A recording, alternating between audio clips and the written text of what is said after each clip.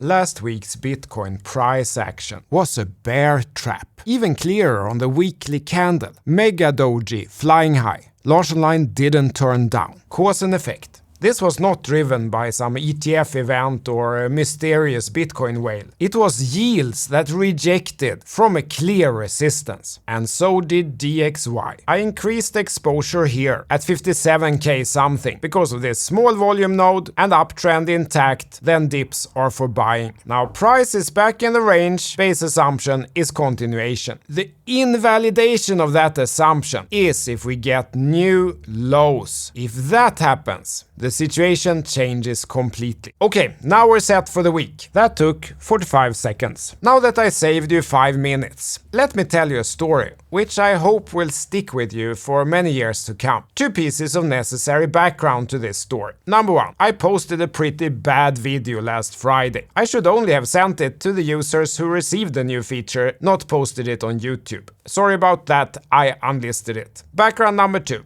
I played a key role in creating the mobile data technology, 2G, 3G, 4G, 5G. A great success, something you all use. Now, how do you think it sounded when I was out meeting customers about that 2 decades ago? Do you think we got standing ovations? 20 years ago, I had already put years of my life into it. From programming the first protocols, integrating it with other vendors and so on, and I was using it myself every day. I knew the tech was great. At that point, I was a young product manager, so I met customers. But packet data over mobile hadn't really taken off. It was absolutely not clear to most people that anyone would ever use something like a smartphone. So what do you think customers said? Many said, "You were supposed to come here and educate us about this and that, circuit switched optimization or whatever. Instead, you're here trying to sell us some new expensive products. Press the intercom button and like, Ingrid, don't let that Swedish boy LARSSON in here ever again."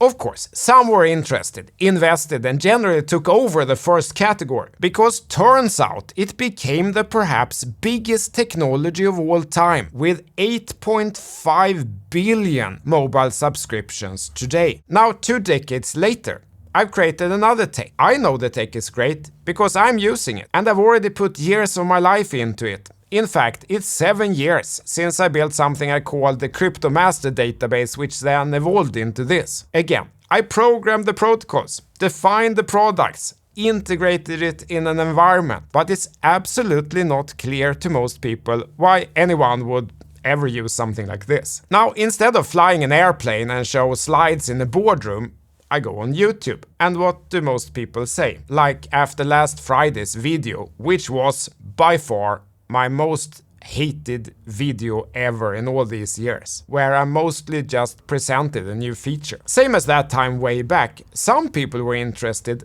but most people said, "Hey LARSSON, you were supposed to show up on my screen and tell us if price will go up or down. Instead, you're here trying to sell us some new expensive product, LARSSON Line Pro, whatever it's called. There's no Ingrid." So they locate the subscribe button themselves, muttering, "Don't let that Swedish LARSSON in here again, YouTube," and press unsubscribe. The idea I want to offer you today is to not be so fast to judge, because then you will miss things in your life. Perhaps this isn't for you, maybe I'm not for you, but something else will be. And if you instinctively always react like that, you'll miss it. Instead, try to be curious. And to the most furious haters from last Friday, I would like to say like this. Given that you're sleeping with my previous tech under your pillow at night, or right next to it, isn't it at least possible that what I'm doing this time is not completely useless for you? And maybe it's worth 5 minutes of your time to at least understand what it is. If you then conclude that this isn't for you, that is completely fine, because I will keep sharing much of my insights for free here on YouTube, as I've done 2017, 2018, 19, 20, 2021, 2022, 23, and now in on the 8th year. My channel right now, this season, is a bit boring. I agree 100%. That's because I've worked 16 hours a day to build this stuff these months. There's only space for so much creativity in a day, but soon another season will start. What I ask for you is to please be a little forgiving until this summer. Then I think you will be shocked what extent of action I'm willing to take for you. This channel is a bit hard to like. I know that. Most YouTube channels in this niche deploy the ABB strategy. ABB stands for always be bullish and is the recipe for the biggest audience satisfaction for financial education channels. It means that you go online and say that price will go up in uptrend and in downtrend because it's what most people want to hear. So they will be happy, they will press the thumbs up, they will subscribe, and then you monetize that in 101 ways. Most people probably need to try following those channels for a few years first, see how that goes, and then perhaps meet you back here in another 2 years. I'm not going to be the most liked YouTuber who give people what they want to hear. Leadership isn't about being liked, it's about doing what is right. Even if there is not a single person with me, not a single follower, I will still keep walking forward on the path that I think is right. Now I will play my first video on YouTube from 2017. That video is after I had developed the CryptoMaster database. I want to show you that I'm not just pulling stuff out of my nose or of any other body part. There's 7 years of effort behind 5 minutes of today. Rolling 2017. Big caps or small caps in crypto? Which is actually best? Today we will find out. People in crypto tend to have very passionate views. And one point of endless debate has been the large market capitalization coins versus the coins or the small cap coins. And I've come to realize that few people actually have the facts. So should you go for the trusted, stable, billion-dollar market cap coins or the up and coming, more uncertain, but with more growth potential if they make it? Okay, so here I have all coins in crypto in my master database. Let's travel back in time to September 1st, 2016, and let's buy the big caps. So we buy Bitcoin, Ethereum, of course. We buy Litecoin and the lower fees, Ripple for the banks, Steam content, Ethereum Classic, Immutable, Monero for privacy, Dash Digital Cash, the NEM platform, MadeSafe coin storage. I just bought the biggest coins in 2016. Now let's fast forward. We're in November, December, we're in January 2017, in February, in March. We have the spring, look at that amazing race that happened in May, June. We're in July 2017, in August. One new coin is appearing here. That is Bitcoin Cash. We got that one also because we had Bitcoin. And we continue, we're in October 2017. We're in November. And we stop this time here at November 26, 2017. And look at that amazing match.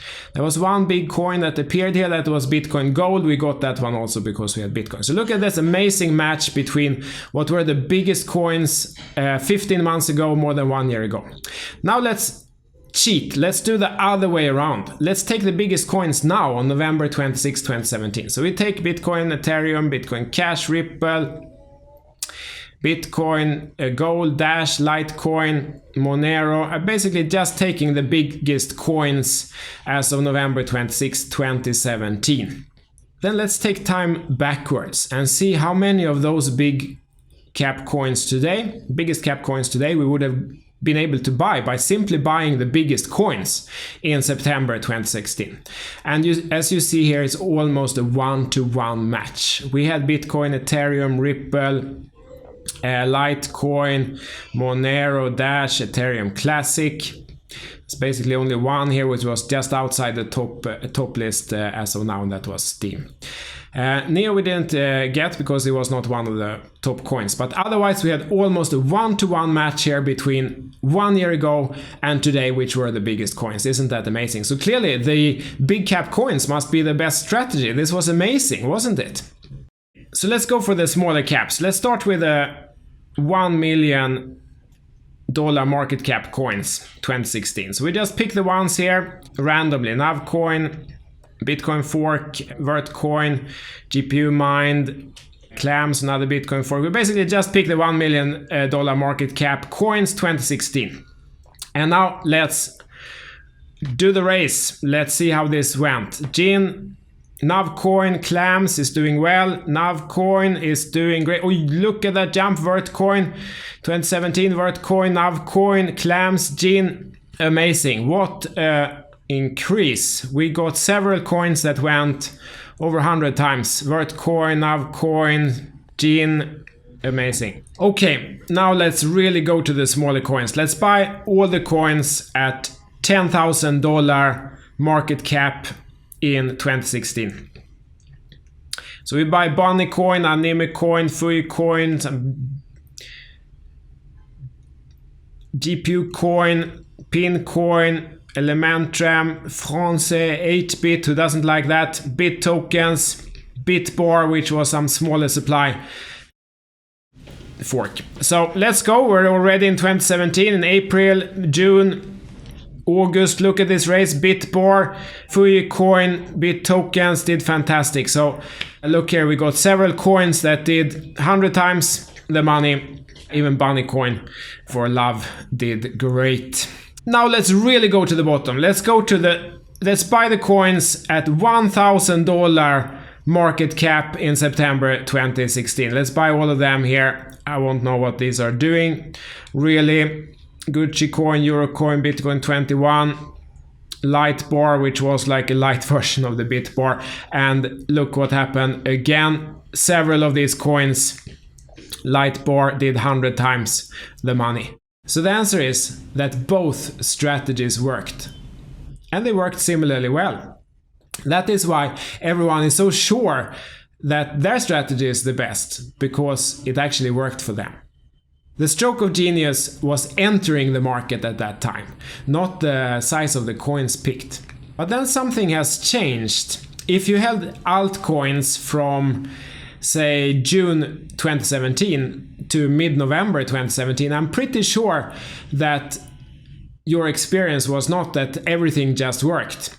Something very important changed in crypto around that time that is critical to understand. I will put the data together for you and show you in part 2 of this video. I have seen many experienced crypto traders as well as beginners misunderstand this, so I hope that it will be of value to you. Please follow me on Twitter. I recommend to mark that notification bell on your phone so you receive updates while fresh. Timing is key in crypto. Same on YouTube. Please mark that bell. I will be back in about 1 hour with more market analysis. CTO Larsson out. Thank you very much. Tack.